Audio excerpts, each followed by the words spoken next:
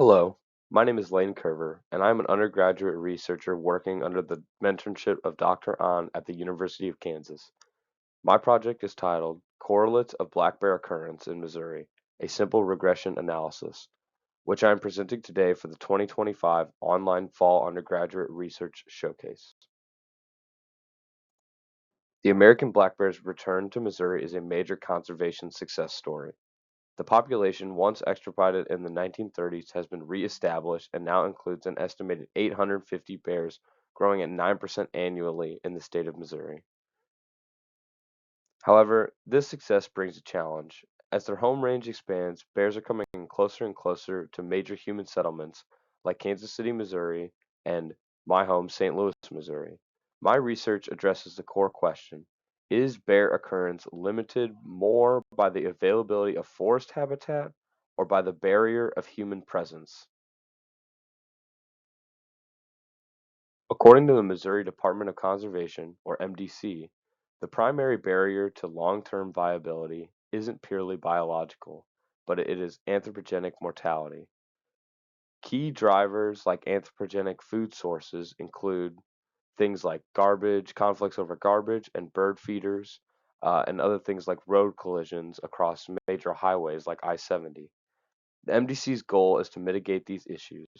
My project's goal is to move past the qualitative data and use statistical modeling to quantify this human barrier effect, providing a clear policy tool.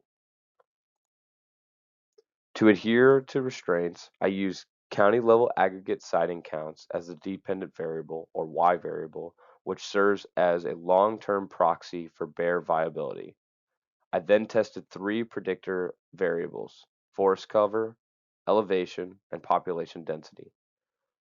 The core of the analysis was a two-step process. First, a Pearson correlation matrix was used to identify the strongest predictor. Second, I modeled that relationship using simple linear regression.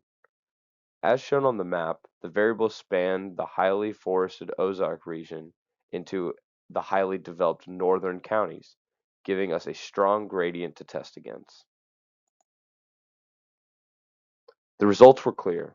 The strongest predictor was population density, with a highly significant negative correlation of, of negative 0.95.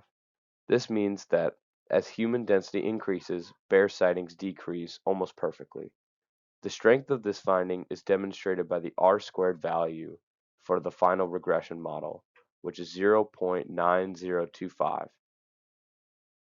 This means that population density alone explains over 90% of the variation in black bear occurrence across the state. While habitat is necessary, human presence is the definitive limiting factor. This provides two clear actionable implications for the MDC. One, targeted outreach. The MDC should prioritize its Be Bear Aware campaigns, specifically in the expanded range, which would be counties in which those that have a high forest cover, but also gradually increasing in population density to preemptively reduce human-bear conflict. The MDC should also focus on corridor conservation. In addition to wildlife crossings across I-70, conservation efforts should focus on securing low-density travel corridors to prevent population isolation, ensuring bears remain genetically connected and resilient. For future research, one could apply logistic regression models to GPS data to validate the county-level findings. I want to sincerely thank my research mentor, Dr. Yoonjung An, for their guidance on this project.